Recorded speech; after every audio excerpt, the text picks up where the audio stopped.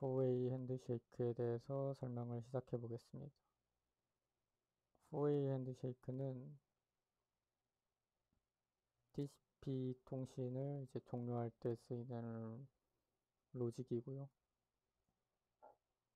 이름에서 알 수 있듯이 이제 4way 4단계에 걸쳐서 핸드쉐이크 통신하는 과정을 의미합니다.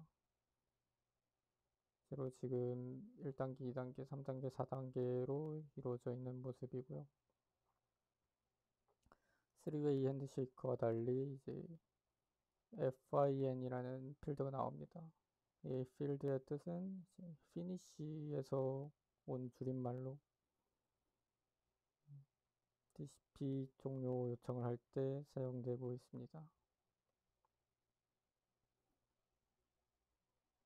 그래서 이제 4way 핸드쉐이크의 과정에 대해서 간단하게 살펴보면요. 지금 연결 중인 상태이기 때문에 클라이언트 쪽과 서버 쪽이 이스테블리시드 상태입니다. 소켓 상태가 이스테블리시드 상태에서 이제 어느 한쪽이 종료를 요청할 수 있는데요. 서버도 가능하고 클라이언트 쪽도 먼저 요청을 하는 게 가능하지만 여기 예시에서는 클라이언트가 먼저 피니시 요청을 하는 것으로 예시를 들어보겠습니다.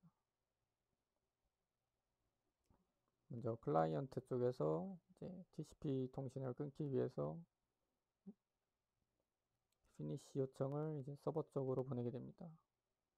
그러면서 클라이언트 소켓 상태는 finish wait _1 상태가 되고요.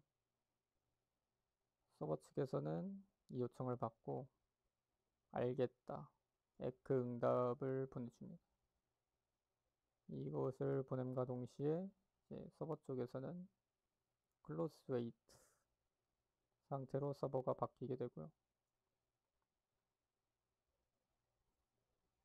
이 상태가 바뀌게 되고 이 에크를 이제 클라이언트 쪽에서 받게 되면 finish wait _2 상태로 클라이언트 소켓 상태가 바뀌게 됩니다.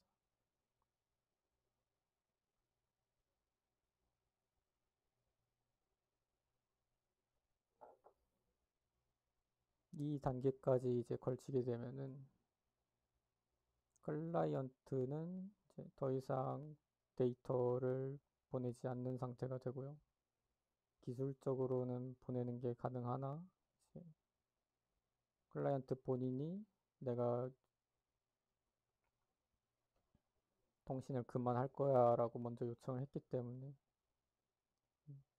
실제 경우에서는 이제 클라이언트 쪽에서 서버로 보내는 경우는 사실상 없다라고 생각하시면 될 것 같습니다.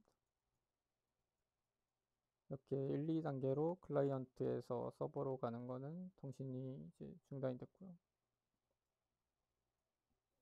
근데 2단계에서 이제 반대로는 아직 가능한 상태입니다. 서버에서 클라이언트로는 보낼 수 있다. 그래서 이것까지 끊어야지만 TCP 통신이 끝날 수가 있다. 그래서 이제 3단계, 4단계에서는 1, 2번과 마찬가지로 서버 쪽에서 피니시 요청을 보내서 끊는 단계입니다. 1, 2번과 매우 유사하게 서버 쪽에서 피니시를 보내게 됩니다. 그렇게 되면은 이제 클라이언트 쪽에서, 아니 서버 쪽에서의 소켓은 라스트 에크 상태가 되고요. 이것은 마지막 에크만 받으면 우리 TCP 통신이 끊길 수 있다라는 상태를 갖고 있습니다. 그렇게 해서 클라이언트 소켓의 이제 타임 웨이트 상태로 변하게 되고요. 변함과 동시에 이제 에크 응답을 서버에 보내게 됩니다. 서버는 이 에크 응답을 받자마자 클로즈드 상태가 되고요. 하지만 타임 웨이트는 설정에 따라서 다르지만 한 30초에서 뭐 많게는 120초 정도까지 이제 기다렸다가 소켓을 닫게 됩니다.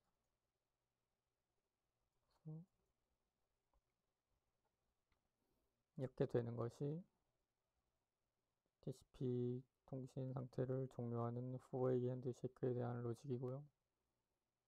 이것에 대해서 공부를 하면서 좀 궁금했던 게 타임 웨이트가 존재한 이유를 저는 이해를 처음에 못하겠더라고요. 왜 굳이 30초에서 120초, 약 2분이 되는 기간을 기다리는가? 어차피 이제 끊기로 했고,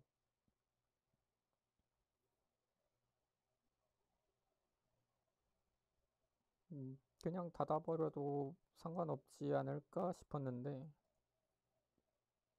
이게 클라이언트는 서버가 에크를 받았는지 안 받았는지 모릅니다.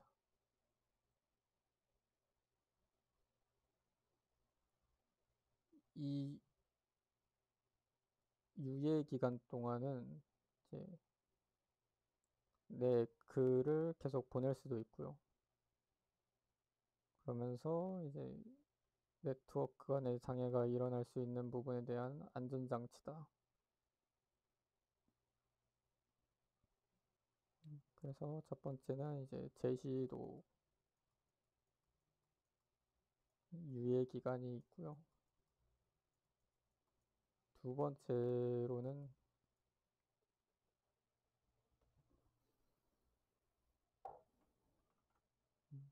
두 번째로는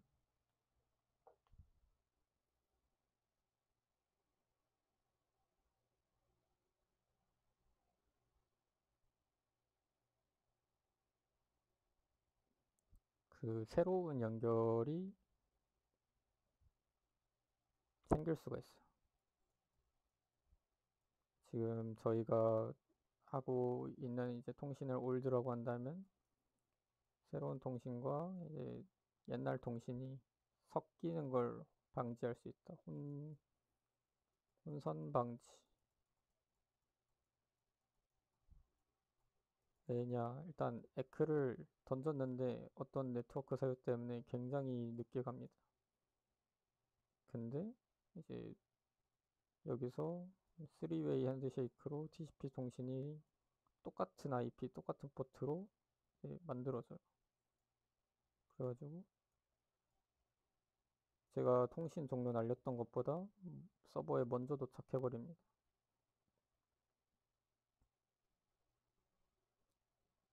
그럼 이제 서버 입장에서는 똑같은 IP로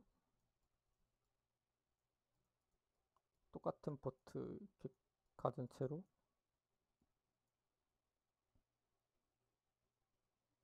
포트풀이 중첩된 상태라서 에러가 날 거거든요. 나는 이미 이렇게 통신을 하고 있어. 실제로는 완전 다른 요청으로 얘는 보낸 건데 이제 뒤에 있는 클로즈, 그러니까 에크 요청을 제대로 못 받았기 때문에 앞서 있던 클로스드 소켓이, 그러니까 소켓이 클로스드가 안 됨으로써 중첩된 요청이 온 걸로 판단하는 거죠.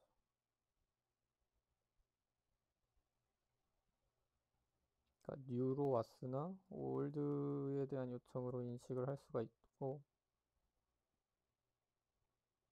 이런 상황을 방지하기 위해서 주는 유예 기간이다. 타임웨이트는 결론은 안정성 때문이다. 그렇게 존재한다고 이해해 주시면 될 것 같고요. 두 번째, 2, 3단계 과정을 동시에 하면 되는 게 아닌가.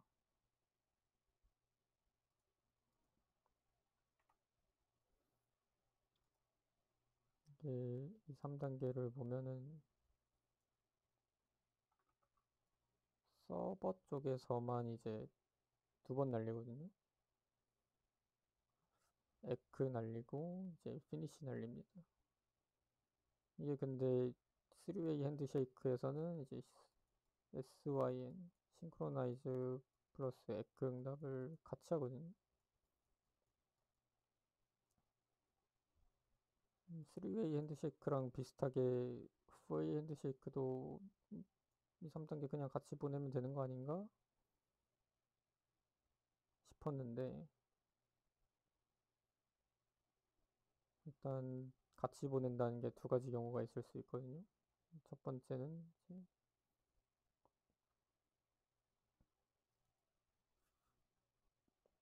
이때 같이 보냅니다.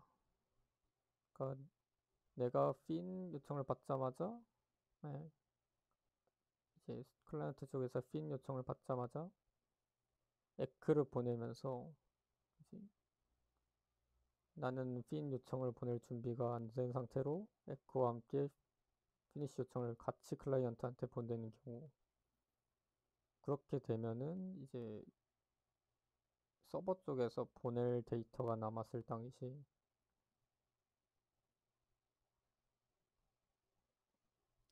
그 경우에 이제 장애가 발생하게 됩니다. 나는 아직 끝낼 상태가 안 됐는데 클라이언트 쪽에서는 이제 어쨌든 피니시 요청을 받았기 때문에 아 그럼 끝났네 하고 이제 닫아버릴 거거든요. 그러면 이제 서버 쪽에서 보내고 있던 어떤 통신이 제대로 안 갈 거라는 거. 그것 때문에 장애가 있기 때문에 이 경우는 안 되고요. 그러면 이제 가능한 게 피니시 요청이 끝났을 때 에크 응답과 함께 보낸다. 이 경우에는 아까의 리스크가 없죠. 그 데이터를 보낼 걸 다 보내고 나서 하는 게 이제 피니시 요청이기 때문에 앞서 있던 리스크에 대한 건 없습니다. 이렇게 하게 되면은 실제로도 이렇게 많이까지는 아니겠는데 사용을 한다고는 해요. 앞서 말했던 리스크도 없고 뭐 통신도 한 단계가 빠지니까 나쁘지 않다.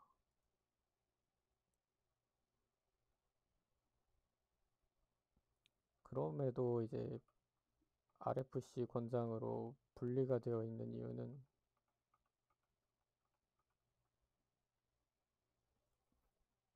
구조적으로 이제 에크 응답과 피니시 응답은 따로 있는 게 훨씬 안정도가 있다고 합니다. 왜 안정적이냐 보면은 아까 말씀드렸듯이 이제 1, 2단계에서 이걸로 클라이언트는 끝났어요. 그러니까 1, 2단계 자체로 클라이언트 TCP 연결 하나에서 클라이언트 측 종료. 클라 종료.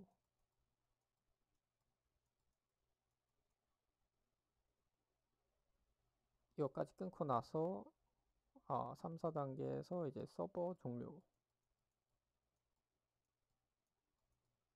이렇게 가는 게 구조적으로 좋은데 이제 2, 3단계가 섞어버리면은 클라이언트 종료 상태면서 서버 종료 상태가 중첩이 되기 때문에 어떤 구현할 때의 안정도 굉장히 떨어질 수 있다고 해요. 요즘 똑똑한 분들이 많아서 뭐 잘 해놨을 텐데 전통적으로 이렇게들 많이 해놔서 어쩔 수 없는 부분도 있다고 합니다. 이제 설득력 있는 건 구현할 때 안정도가 굉장히 괜찮다. 그래서 2, 3번 동시에 하면 되는 거 아닌가는 네, 질문 안 됩니다. 왜?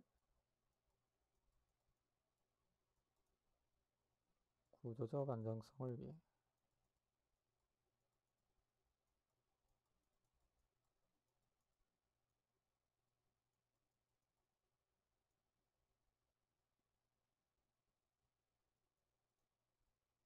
그리고 2번 전통. 네, 그렇게 해왔으니까. 실제로 저희가 자바랑 뭐 코틀린 이런 게 있는데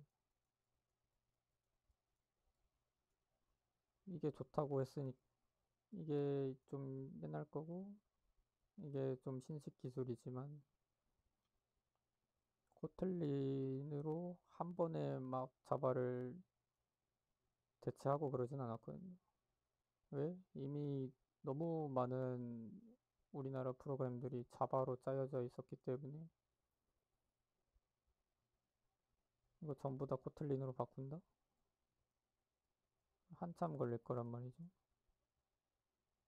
애들도 마찬가지로 서버가 전부 다 그렇게 짜져 있는데 내가 2번, 3번 합치는 게 훨씬 매력적이야 라고 합쳐도 음, 이런 바꾸는 작업이라든지 그런 것들이 이제 너무나 자원이 많이 들어가기 때문에 어쩔 수가 없다.